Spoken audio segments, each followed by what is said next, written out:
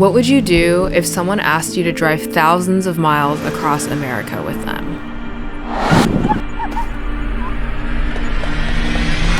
Well, I wanted to find out. This is my friend Greta. When we were 20, we lived in Boulder together as random roommates. But then we moved across the country from each other. One day I called her up. Hello? Greta, remember how we used to do these insane hikes and camp every weekend? Well, I have this idea for a road trip where you could fly to me in California and we could take a month to drive my car all the way to where we met in Boulder, Colorado, while visiting all the national parks and continuing to work our full-time jobs. I know it's a little ambitious, but thoughts? Okay, I'm in. Just book my flights. See you in June! And so commenced our first trip.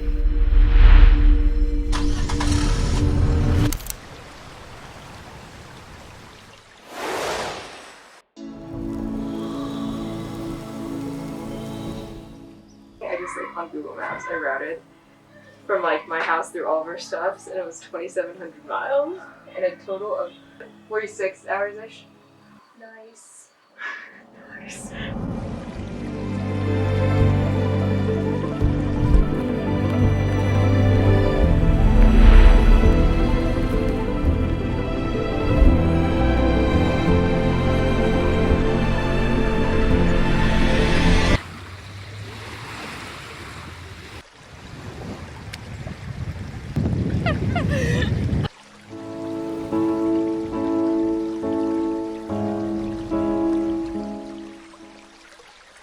This is Missy. Hi, Lizzie.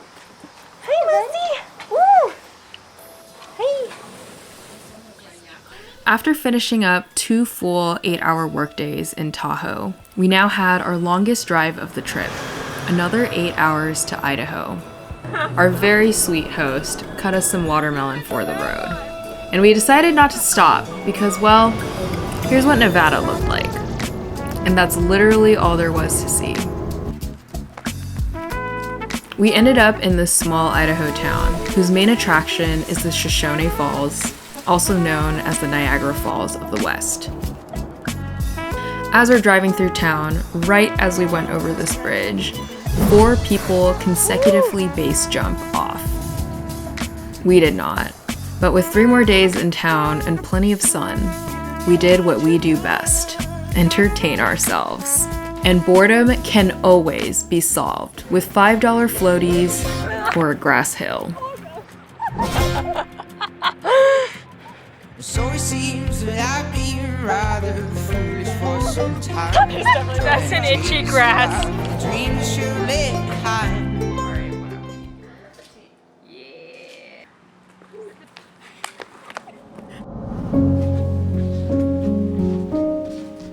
Good morning, and welcome to our first day in Wyoming. We've driven 1,000 miles in the last week, while working our full-time jobs and spending every extra hour of sunlight outside. It's our first full weekend and full day to cater to ourselves. No new city to drive to, no hours to clock, so we just took in the 42-mile scenic drive at the national park.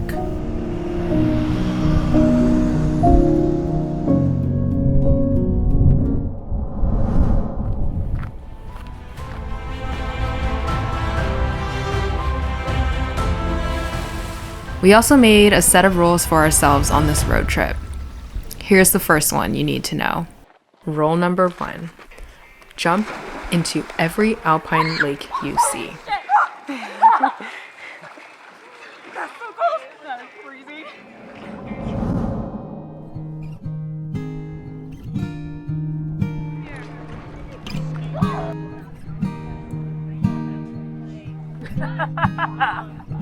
That's why we're splitting lunch.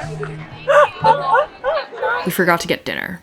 Good thing we had something waiting for us in the car. Rule number 2. There is no such thing as too many hard-boiled eggs. Dinner. Oh, this is pretty good. It is good, isn't it? Pretty proud of these eggs. Oh, I think it might be perfectly done to go.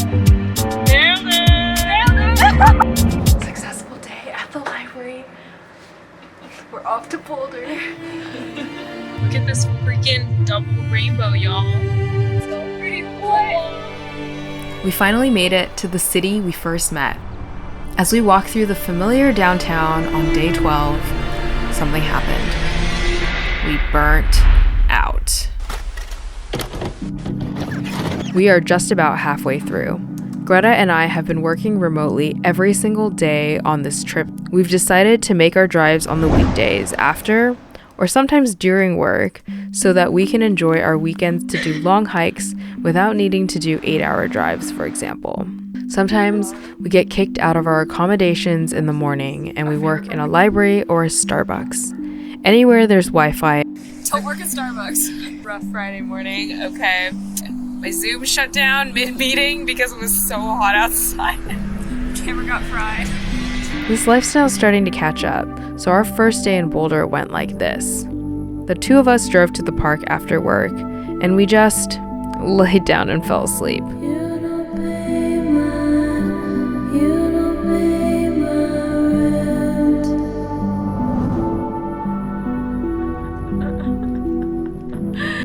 Backpacking trip got canceled, so here we are in a Motel 6. Is that Motel 6? Oh my god, look at Boulder has a special place in my heart.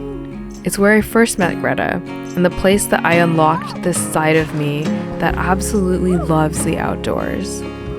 Before living here a few years ago, I had never understood the extent of how beautiful alpine scenery could be, and even more so, just how much you could challenge your physical strength while really appreciating nature.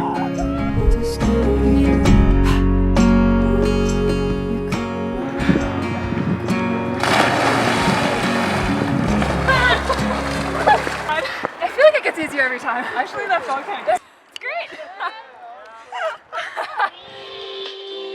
That I can speak to. I found a dream that I can speak to. It's about I found a dream that I can speak to. I found a dream.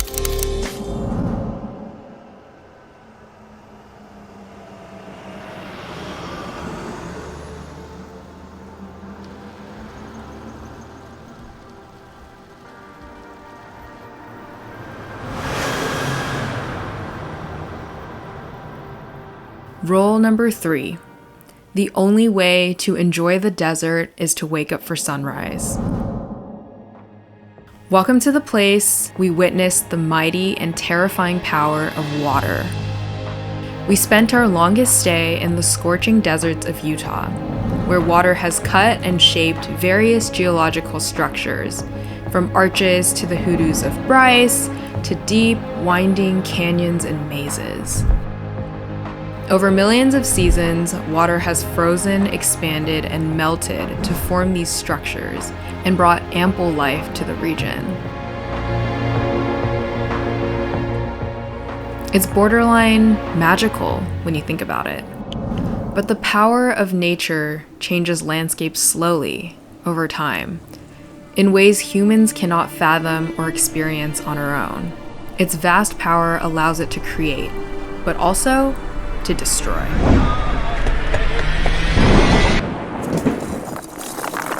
We just drove over a boulder and it ripped off the bottom of my car. Oh man, we need 4-wheel drive. Flash floods are no joke, dude. Me, Greta, and my skid plate. But we continue on. The rain comes and goes, the sun renews a new day, and we had each other.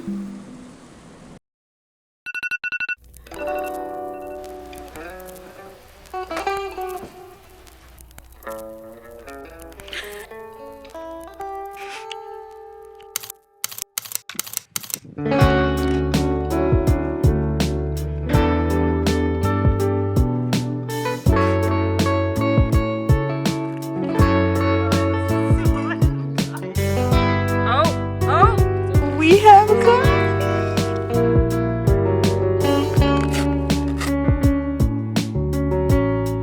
This is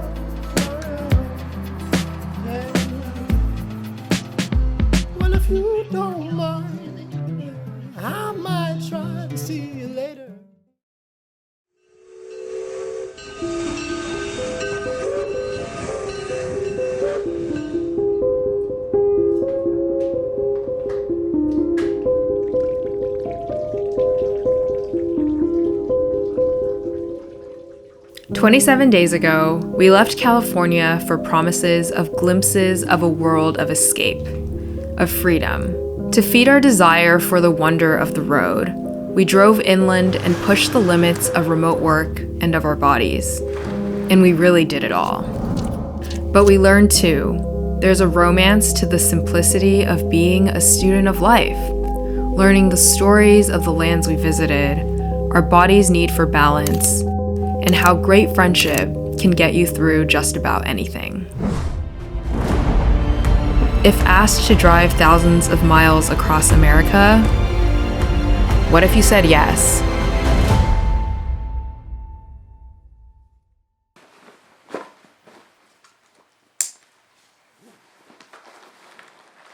This is our final checkout. Today's our last day on the road. So sad. I know.